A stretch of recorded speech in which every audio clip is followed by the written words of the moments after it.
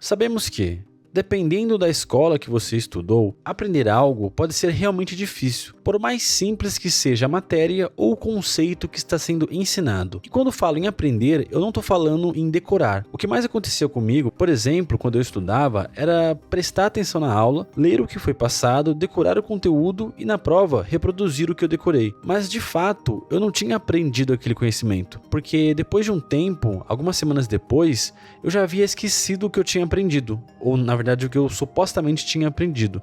Aprendizado é algo que fica com você durante anos e que você só precisa revisar às vezes para lembrar.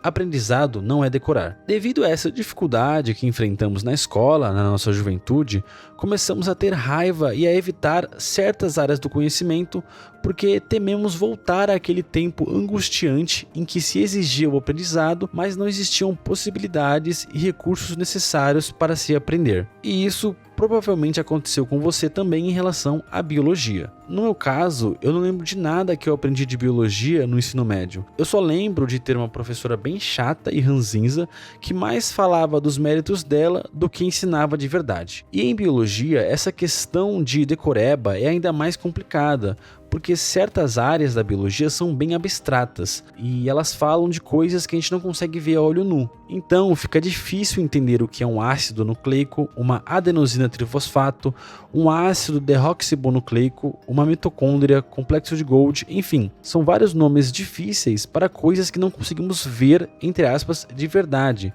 porque essas coisas são tão pequenas que a gente não pode ir lá e tirar uma foto com uma câmera normal. E pensando nisso, eu decidi aqui fazer um vídeo de introdução à biologia, um vídeo de apresentação à biologia, para você que não conseguiu aprender na escola, tentar dar uma segunda chance para essa matéria. Tá bom? Isso aqui é uma introdução resumida e curta para que você capte a ideia geral do que é biologia, e esse é o meu objetivo com esse vídeo. A biologia, como veremos, é uma área do conhecimento que pode nos apresentar de forma mais abrangente qual é o mundo em que vivemos.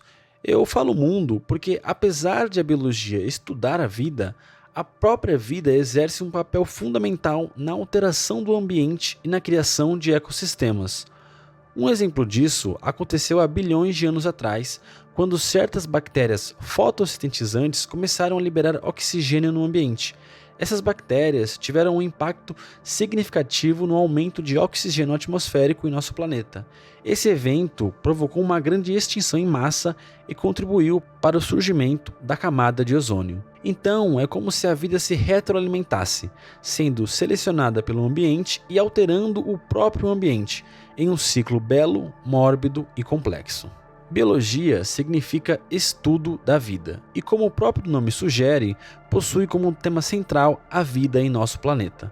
Devido à vida ser extremamente complexa e diversa, a biologia também o é, e ela examina desde as partes mais pequenas e fundamentais dos seres vivos até os estudos da biosfera, que inclui todas as regiões da Terra habitadas por seres vivos. E em meio a todos esses seres vivos, temos o ser humano, que possui uma história biológica e evolutiva, mas não apenas isso, possui uma história social com o desenvolvimento constante de tecnologia e estruturas sociais. Esse alto avanço tecnológico do ser humano possibilitou à nossa espécie modificar radicalmente o ambiente em que vivemos, o que trouxe inúmeras vantagens, mas ao mesmo tempo, a alteração do ambiente traz graves consequências para outras espécies e para o próprio ser humano, que por causa dessa enorme vantagem em relação a outras espécies, pode se autodestruir por causa dessas mesmas vantagens. O século XXI é reconhecido por muitos pesquisadores como o século da biologia, devido ao grande número de descobertas e ao potencial transformador da biologia na sociedade contemporânea. Essa era traz consigo uma expectativa de avanços tecnológicos e científicos que podem revolucionar diversas áreas. Um dos aspectos mais evidentes é perceber que uma das maiores ameaças recentes à humanidade foi uma ameaça biológica, o vírus da Covid-19. A resposta a essa crise envolveu avanços como o sequenciamento do DNA do vírus e o desenvolvimento da vacina. No entanto, também enfrentamos desafios educacionais, como a disseminação de desinformação e a resistência à vacinação, que destacam a importância da educação e da comunicação científica contra um crescente negacionismo. Para avançar no estudo da biologia, ou seja, no estudo dos seres vivos, precisamos primeiro tentar entender quais são as características que definem os seres vivos. Afinal, eles se manifestam na natureza nas mais diversas formas, como um ser humano, um cachorro, uma baleia, insetos, ou até mesmo seres que não são animais, como as plantas, fungos e bactérias. E como é possível definir o conceito de vida que englobe essa diversidade estonteante de seres? É isso que veremos em seguida. Vamos falar das características gerais dos seres vivos. Primeiro de tudo, é preciso entender que os seres vivos são feitos de certos tipos de matéria. E sabemos que toda matéria é composta por átomos. Existem diversos tipos de átomos, mas há átomos específicos que compõem os seres vivos, alguns sendo extremamente fundamentais para a vida, tão fundamentais que todos os seres vivos os possuem. Eles podem ser descritos pela sigla CHOMPS, que indica os elementos químicos: carbono, hidrogênio, oxigênio, nitrogênio, fósforo e enxofre. Esses são os elementos que compõem todos os seres vivos, sendo os mais importantes para a formação de substâncias orgânicas o carbono. As substâncias orgânicas são aquelas geradas por seres vivos, como proteínas, carboidratos, lipídios e ácidos nucleicos. Os átomos em abundância nos seres vivos são diferentes dos átomos em abundância em objetos não vivos. No ambiente, os elementos em maior abundância são o oxigênio e o silício. O termo substância orgânica foi criada para se referir a moléculas que eram produzidas apenas por seres vivos. Mas com o passar do tempo e com o avanço tecnológico, descobrimos que essas moléculas podem ser encontradas em outros lugares da natureza e também elas podem ser produzidas em laboratório. Temos o caso de aminoácidos que foram encontrados em meteoros e sobre o experimento de Miller-Urey, que foi conduzido pelo cientista Stanley Miller e Harold Urey em 1953, onde eles tentaram recriar o estado da Terra primitiva e com isso conseguiram desenvolver aminoácidos. Também temos um momento histórico em que Friedrich Wöhler, não sei assim como se pronuncia essa palavra, mas está aparecendo aqui no vídeo, ele sintetizou um composto orgânico chamado ureia e provou que era possível criar substâncias orgânicas artificiais. E com o surgimento de outras substâncias orgânicas que não são produzidas por seres vivos, o termo perdeu o seu sentido original. De exemplos dessas substâncias, podemos falar do plástico e do detergente. Os seres vivos são constituídos de pequenos blocos fundamentais chamados de células, que são partes microscópicas dos seres vivos. No caso de todos os seres, pois todos os seres vivos possuem células, seja apenas uma ou milhares delas. E de certo modo, todos os seres vivos já foram uma célula em algum momento. É nas células que acontecem inúmeros processos importantes para o nosso corpo, como a produção de energia, a síntese de proteínas e a duplicação do nosso DNA. Os seres vivos apresentam diferentes modos de reprodução, como a reprodução sexuada e a reprodução assexuada. Na reprodução assexuada, os organismos geram descendentes com material genético muito semelhante, frequentemente considerado como clones. No entanto, mesmo na reprodução assexuada, podem ocorrer mutações, embora com menos frequência do que na reprodução sexuada. A reprodução sexuada, por sua vez, gera descendentes que são semelhantes, mas não idênticos. Aos seus progenitores. Isso ocorre devido à combinação do material genético de dois indivíduos, o que aumenta a variabilidade genética na população. Essa variabilidade é fundamental para a evolução das espécies, pois possibilita o surgimento de características vantajosas para a sobrevivência e a adaptação ao ambiente. Embora a reprodução assexuada geralmente resulte em clones, é importante destacar que nem todos os organismos que se reproduzem assexuadamente produzem descendentes idênticos. Além disso, a reprodução assexuada é observada em uma variedade de organismos, desde bactérias e fungos até plantas e animais. A reprodução sexuada, por outro lado, é predominante em organismos mais complexos, como a maioria dos animais e plantas mais derivadas. Os seres vivos apresentam metabolismo, que são processos bioquímicos que acontecem no interior das células. Esse é um complexo processo com inúmeras partes que não iremos ver de maneira completa aqui, mas é possível resumir o processo de metabolismo em duas partes: catabolismo e anabolismo. Catabolismo é um conjunto de reações metabólicas que quebram moléculas complexas em moléculas mais simples, liberando energia. Durante o catabolismo, as moléculas de alimentos, como carboidratos, lipídios e proteínas, são degradadas em unidades menores, como glicose, ácidos graxos e aminoácidos. A energia liberada durante esse processo é frequentemente armazenada na forma de ATP, que significa adenosina trifosfato, e é utilizada para alimentar as atividades celulares. Por outro lado, o anabolismo é o conjunto de reações metabólicas que constroem moléculas complexas a partir de moléculas simples, utilizando energia. Durante o anabolismo, as células sintetizam novas moléculas, como proteínas, carboidratos, lipídios e ácidos nucleicos, a partir de moléculas mais simples, como os aminoácidos. Essas reações consomem energia, geralmente na forma de ATP, para formar ligações químicas e construir moléculas maiores e mais complexas. Em resumo, o catabolismo quebra moléculas para liberar energia, enquanto o anabolismo constrói moléculas consumindo energia. Além de, obviamente, do catabolismo acontecer a quebra de moléculas complexas, que vão ser transformadas em moléculas simples, que depois vão ser usadas para novamente gerar novas moléculas complexas. Juntos, esses processos mantêm um equilíbrio metabólico nas células e são essenciais para a sobrevivência e crescimento dos organismos. Outra característica fundamental dos seres vivos é o crescimento. Embora essa seja uma noção básica, vale a pena investigar mais a fundo para entender um pouco a sua complexidade. O crescimento ocorre de diferentes maneiras, dependendo do tipo de organismo. Nos organismos pluricelulares, como plantas e animais, o crescimento envolve o aumento do número de células e o desenvolvimento de tecidos e órgãos. Já nos organismos unicelulares, como algumas bactérias e fungos, o crescimento se manifesta principalmente pelo aumento do tamanho da célula. Essa capacidade de crescer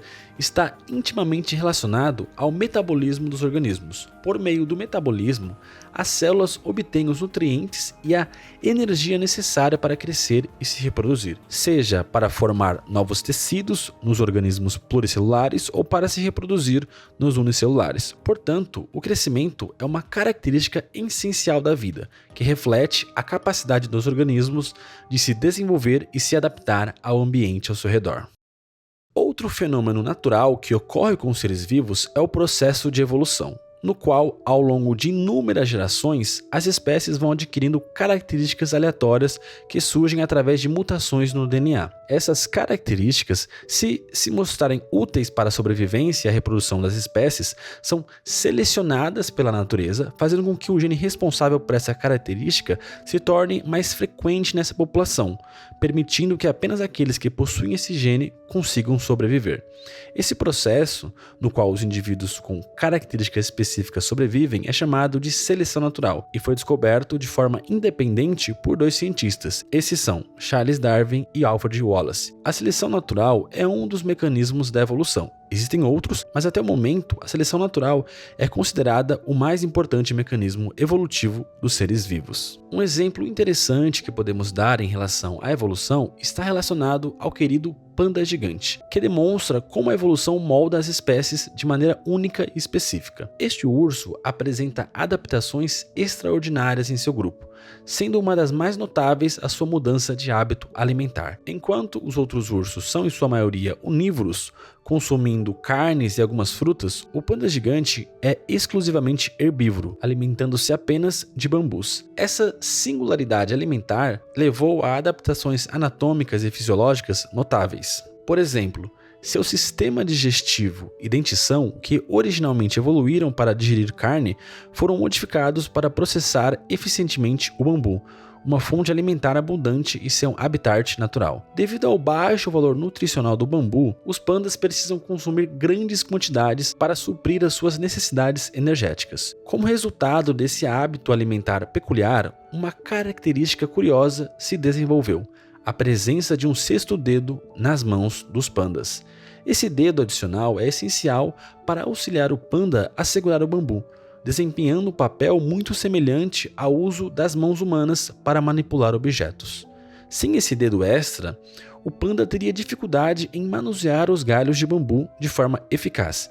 É importante ressaltar que esse dedo não é exatamente um dedo, mas uma adaptação do osso do punho que se modificou para cumprir essa função específica, destacando a incrível capacidade de adaptação das espécies ao longo do processo evolutivo. E por fim, voltando a falar das características dos seres vivos, todos os seres vivos são capazes de perceber estímulos à sua volta e reagir a eles, seja da maneira como estamos acostumados com os animais, que podem se locomover tanto para capturar uma presa ou para fugir de um predador, ou seja por um ser com características mais primitivas que consegue sentir alterações químicas no ambiente e se guiar por esse estímulo. Até mesmo seres que parecem estar sempre parados possuem movimento, como as plantas, que crescem em direção da luz e se movimentam para tentar capturar o máximo de luz solar possível.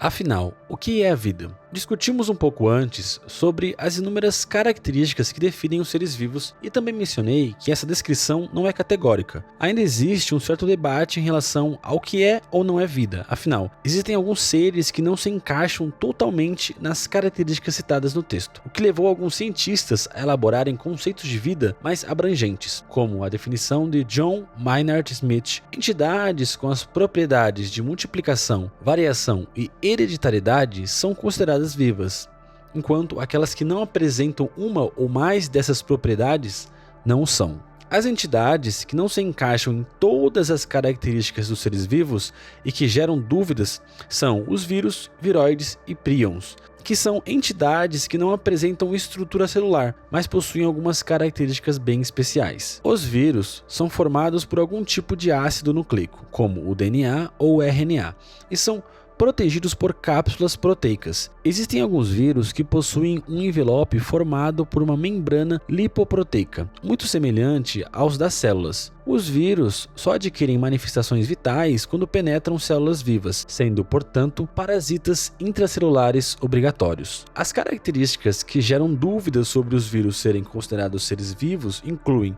sua capacidade de se reproduzir, mas apenas quando entram em uma célula, e sua capacidade de sofrer mutações. Essa questão das mutações dos vírus é um grande problema para nós, porque é por isso que é tão difícil criar vacinas definitivas para o HIV e o coronavírus, porque esses vírus acabam evoluindo para resistirem justamente às vacinas. Os viroides. Os viroides são pequenas moléculas de RNA circular que infectam plantas, causando doenças. Ao contrário dos vírus, eles não possuem cápsula proteica e nem envelope lipídico, e não codificam proteínas próprias. Para se replicarem, os viroides dependem das enzimas celulares da planta hospedeira, utilizando essas enzimas para sintetizar cópias do seu RNA. Esse processo interfere com o funcionamento normal da planta, causando sintomas como deformações, crescimento deficiente e perda de produção. Os viroides são um exemplo de agentes infecciosos simples, mas eficazes, que afetam exclusivamente as plantas. Os príons. Diferentemente dos vírus e viroides, os príons não são compostos de ácidos nucleicos. Na verdade,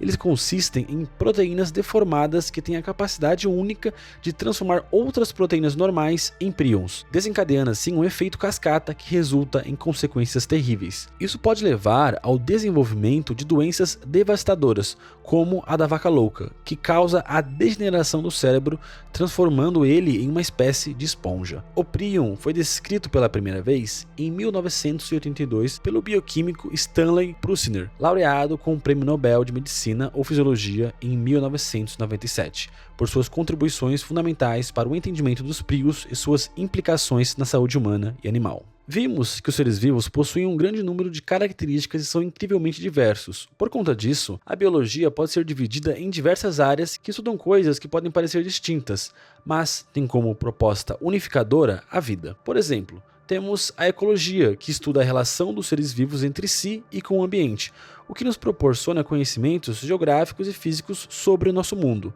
Em contraste, a citologia é o estudo das minúsculas células que só conseguimos ver através de microscópios. E por causa dessas diversas áreas da biologia, aqui a gente vai fazer um resumo de algumas das principais áreas da biologia. Então vamos começar. A citologia é o estudo das células, como já vimos um pouco anteriormente. É um estudo também das estruturas das células, suas organelas e seu funcionamento. A zoologia, também chamada de metazoa, é o estudo dos animais. É importante lembrar que a zoologia em nosso planeta vai muito além dos animais populares que conhecemos, como cachorros, leões, girafas e elefantes. Esponjas do mar, por exemplo, também são animais, embora não pareçam. A bioquímica estuda os processos químicos que ocorrem em nosso corpo e no interior das células. No fundo, temos um verdadeiro laboratório químico dentro do nosso corpo.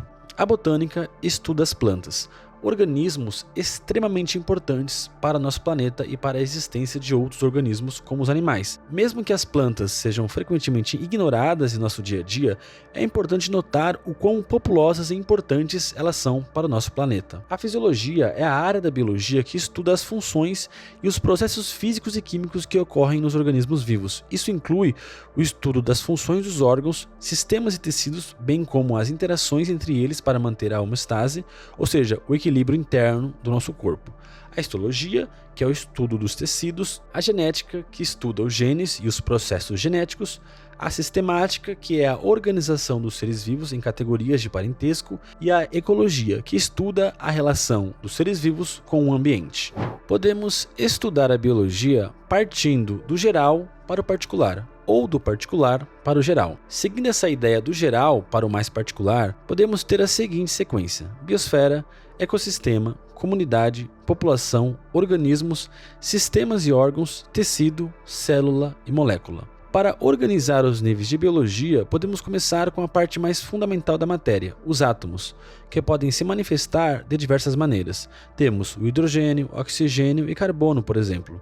Juntos, os átomos formam moléculas, e dependendo do modo como eles se organizam e da quantidade, eles dão origem a moléculas diferentes, como no caso da H2O, que são 2 átomos de hidrogênio e 1 átomo de oxigênio, ou a glicose, que é C6H12O6, composta por 6 átomos de carbono, 12 átomos de hidrogênio e 6 átomos de oxigênio. A junção de diversos átomos dão origem a substâncias orgânicas, que, juntamente com substâncias inorgânicas, formam as células, a parte mais fundamental dos seres vivos, que, por sua vez, se organizam e formam tecidos, como a pele, que, por conseguinte, formam sistemas e órgãos. Esse conjunto de sistemas e órgãos dá origem ao organismo, que são indivíduos de uma espécie. Por exemplo, você que está assistindo é um organismo, pois é um indivíduo da espécie humana. O conjunto de organismos formam populações, que são os indivíduos de uma mesma espécie. E um conjunto de diversas populações de espécies diferentes formam uma comunidade ou biota, que são todos os seres vivos que habitam um determinado ecossistema, que por sua vez compreende todos os seres e todos os fatores abióticos de uma área particular. Por fim, temos o que é chamado de biosfera, que inclui todas as regiões da Terra habitadas por seres vivos: oceanos, lagos, rios, atmosfera e continente. Isso é importante para a gente não ter uma espécie de cegueira em relação a pensar o mundo de uma maneira ampla e total, no sentido de que, assim, a nossa vida comum do dia a dia, ela está diretamente relacionada com o planeta Terra, que é algo muito maior do que a nossa vida. Por isso, temos que estar atentos ao que estamos fazendo com o meio ambiente. Um pouco antes, falamos que o ser humano, devido à sua alta complexidade de organização social e ao desenvolvimento de tecnologias super avançadas, conseguiu manipular o ambiente de tal forma que atualmente está prejudicando outras espécies e a si mesmo. E esse debate sobre a nossa relação com o meio ambiente não é recente.